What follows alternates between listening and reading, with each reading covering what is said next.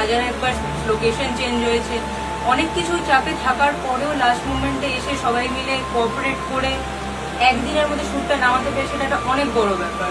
সেটার জন্য পুরো টিমকেই থ্যাংক ইউ, স্পেশালি অয়ন স্যারকে, স্পেশালি শ্যামলী আন্টিকে, সবাইকে আমি বলবো থ্যাংক ইউ, এইটুকুনি বলার আছে।